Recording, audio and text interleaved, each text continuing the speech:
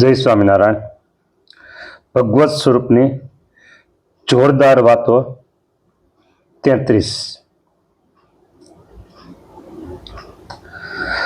વચનામું ચાલે છે પ્રથમનું અંત્યનું 37 37. આગળથી એમાં વચ્ચે છે હવે તે ભગવાનનું જે સ્વરૂપ તેનું જ્ઞાન કહીએ છીએ. આ વાત આપણે કાલે કરી હતી. ભગવાન સર્વકર્તા હતા, સર્વોપરી, સદા દિવ્ય, સદા સાકાર અને પ્રગટ અને પ્રગટ છે એવી જે દ્રઢ સમજણ, તે ભગવાનનું જ્ઞાન, સ્વરૂપનું જ્ઞાન. વિશેષમાં ગુરુ જ્ઞાનમાં એટલે કે ગુરુ પરંપરા સાંભળેલું ભગવાનનું જ્ઞાન એટલે શું, તો શ્રીજી મહારાજને સર્વોપરી તો લોકો સમજે છે, પણ સર્વ અવતારના અવતારે સમજવા, સર્વ અવતારના અવતારે સમજવા ત્યાં કોઈક લોકો અટકે છે. પરંપરાગત સાંભળેલું જ્ઞાન, ભગવાનના સ્વરૂપનું જે જ્ઞાન, શ્રીજી મહારાજને સર્વોપરી સર્વ અવતારના અવતારી સમજવા એ છે ભગવાનના સ્વરૂપનું જ્ઞાન. હવે વાત એવી છે, કોઈ પણ સંજોગોમાં સ્વામિનારાયણ ભગવાન અવતારોથી મોટા ન થવા જોઈએ. આવું જ્ઞાન પ્રવર્તાવનારા પણ સંપ્રદાયની અંદર છે. જે શાસ્ત્રના અભ્યાસથી વિદ્વાન થયા હોય પણ ગુરુની સામે બેસીને વર્ષો સુધી જે સમાગમ કર્યો છે અને એ જ્ઞાન જે મેળવ્યું હોય એ જુદી પ્રકારનું. કદાચ ને ગુણાતીતાનંદ સ્વામીના શિષ્ય બાલ મુકુદાસ સ્વામી કદાચ ને પ્રખર પ્રકાંડ પંડિત વિદ્વાન નહીં હોય, પણ પ્રભુની સાથે રાત્રિ અને દિવસ અખંડ વાત કરી શકે એ એનામાં હતું. હા, એટલે આ લેવલ દુનિયાભરના લેવલ એના કરતા આ લેવલ ઊંચું છે. ભગવાનની સાથે એકાત્મપણું પામી અને ભગવાનને સાક્ષાત્કાર પામી ભગવાનનો જીવનમાં ભગવાનનો સાક્ષાત્કાર કરવો. બસ અમારા એક જ પ્રમાણ, હજારો પ્રમાણની આગળ આ એક પ્રમાણ શ્રેષ્ઠ છે. બસ બાર મુકુંદા સ્વામીએ ગુણાતીતાનંદ સ્વામીને સંપૂર્ણપણે આવકાર્યા હતા. અને એનું જ્ઞાન સ્વામિનારાયણ ભગવાનના રદગત સિદ્ધાંતને અનુસરનારું હતું. વાલા ભક્તો, ટુંડે મતી ભીના આજે યુગ ચાલે છે, નેટ યુગ કહેવાય, ડિજિટલ યુગ કહેવાય, મોબાઈલ યુગ કહેવાય, કમ્પ્યુટર, ઘણા બધા વ્યક્તિઓ ત્યાં મીડિયા યુગ કહેવાય. અને હવને ભગવાને બુદ્ધિ તો આપી જ છે, બરાબર. સૌ પોતપોતાની બુદ્ધિ પ્રમાણે શાસ્ત્રોને ખેંચતા હોય છે અને સમજતા હોય છે. અને બધાને એમ હોય છે કે હું કહું એ સાચું છે. હવે એનું હવે શું કરવું કયો જી? મને એમ છે કે હું આ જ્ઞાન જે પીરસું છું ને તમને, એ પરંપરાગત જે આવ્યું છે ને એ પીરસું છું. મારું એટલું બડું સદભાગ્ય છે કે મારા જીવનમાં એક સમર્થ અને ભગવાનનો સાક્ષાત્કાર કરેલા મહાન સંતનો યોગ મને વર્ષો સુધી પ્રાપ્ત થયો. મારા જીવનનું એ બહુ જમા પાસું છે. સમજો આજે 2025ની સાલ ચાલે છે. એટલે કદાચ મેં દીક્ષા 25 વર્ષ પહેલા એટલે 2001 આસપાસ લીધી હોત તો મને મારા સમર્થ સદગુરુનો ભેટો થયો ન હોત. બરાબર. અને પછી હું આ જે જ્ઞાન પીરસું, આવું અત્યારે પીરસું એવું પીરસું, તો એ કેટલા અંશે શક્ય કહેવાય એ મારે પણ વિચારવું પડે. અને જ્યારે અત્યારે તમને જે આ જ્ઞાન પીરસું છું ને, પ્રગટ પુરુષોત્તમ સહજાનંદ સ્વામી સર્વોપરી સર્વાવતારી સર્વના કારણ સર્વના સ્વામી સર્વના નિયંતા અને સર્વાધાર અનંત કોટી બ્રહ્માંડના આધાર એ જ્ઞાન જે તમને પીરસવામાં આવે છે ને, એ ભગવત કૃપા અને ગુરુ કૃપા. ગુરુ કૃપા એટલી કે એની સામે બેસી આ જ્ઞાન મેં પચાવ્યું, લીધું, ગ્રહણ કર્યું. 12 મુકુદાસ સામેથી જે આમ આમ કે ને સીધી લીટીનું જ્ઞાન છે, સીધી લીટીનું જ્ઞાન છે અમારી પાસે. બસ સ્વામિનારાયણ ભગવાનના હૃદગ્રત અભિપ્રાયનો ગુણાતીતાનંદ સ્વામીના મહિમાની વાતો કરીને તો રોજ કલાક કરીને તો વરો હાલે તો ન ખૂટે એટલી વાતો છે, મહિમાની વાતો. એટલે હવે તમને વાત એ કેવી છે કે ભગવત સ્વરૂપનું જે જ્ઞાન, બરાબર, ભગવત સ્વરૂપનું જ્ઞાન, એમાં ભગવાનનું જ્ઞાન શ્રીજી મહારાજને સર્વોપરી સર્વ અવતારના અવતારી સમજવા. આ વાત પૂરી થઈ. બધા વાત પૂરો. ભગવાનનો જે ભગવાનનો જે આકાર છે તેવો આકાર બીજા દેવ મનુષ્યાદિક જે પ્રકૃતિમાંથી આકાર થયા છે તે કોઈનો નથી. અને ભગવાન વિના બીજા સર્વને કાળ ભક્ષણ કરી જાય છે. બોલો લ્યો, હે ભક્ષણ કરી જાય કાળો. હા, એટલે નાશ થઈ જાય, સમજી લો ને. હા, અને ભગવાન ના સ્વરૂપમાં કાળનું સામર્થ્ય પણ નથી ચાલતું. બરાબર. ભગવાન સ્વામિનારાયણ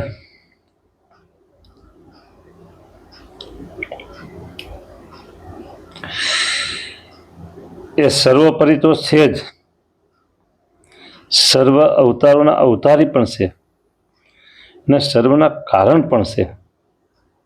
બરાબર. હરિચરિત્રામૃત સાગરમાં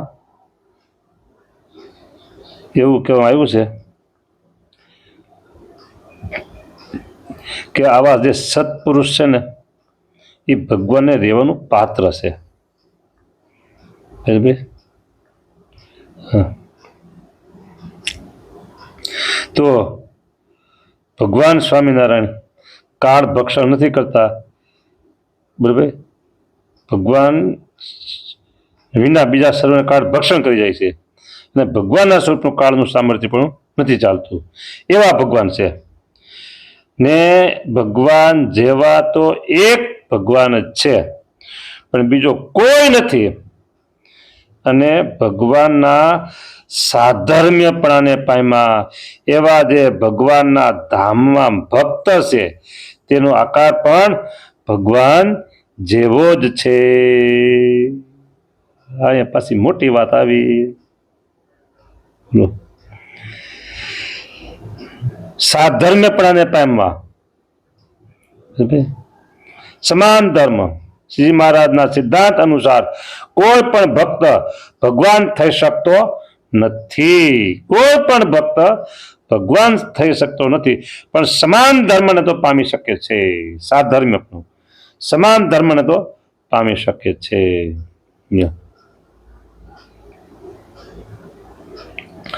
ભગવાનના સાધર્મ્ય પામવું એટલે કેટલાક ગુણ સામર્થ્યને પામવું. જેમ કે ભગવાન જેમ દિવ્ય છે, માયિક ભાવોથી લેપાતા નથી, તેમને શુભ અને અશુભ કર્મનું બંધન થતું નથી, તેમ તે ભક્ત પણ દિવ્ય થઈ જાય છે.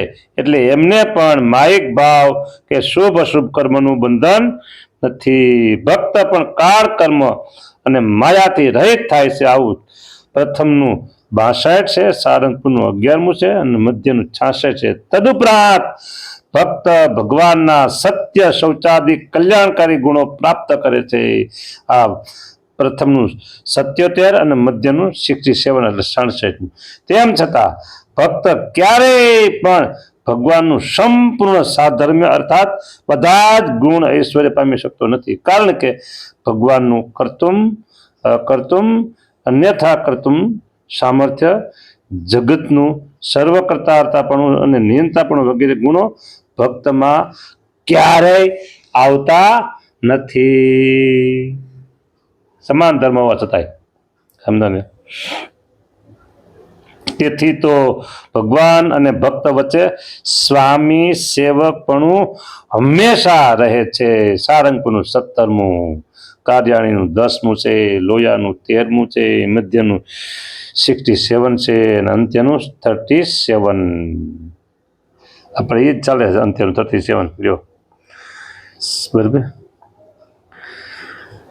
જો 37 શું કીધું?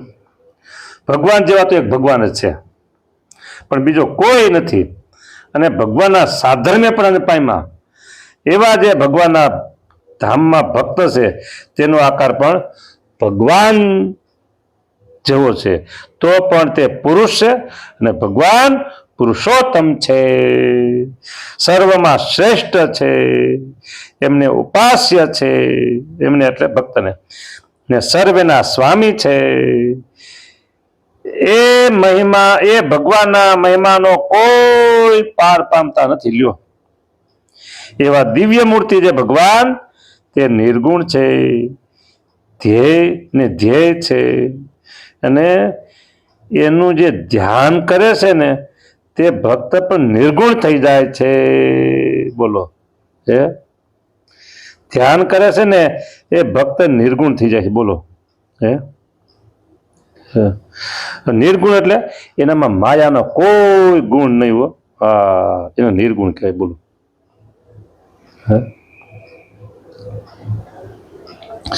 એવું ભગવાનનું સ્વરૂપ છે. કીધું ને આમાં ફરીને હજી આ ફરી લેવું પડશે, એનું નહીં હાલે.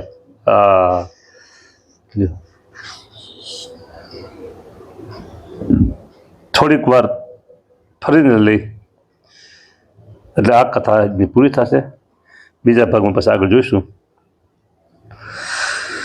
ભગવાનનું જે સ્વરૂપ તેનું જ્ઞાન કહીએ છીએ હવે. એમ ભગવાન પોતે કહે છે ભગવાનનો જે આકાર છે તેવો આકાર બીજા દેવ મનુષ્યાદિ જે પ્રકૃતિમાંથી આકાર થયા છે એ કોઈનો નથી.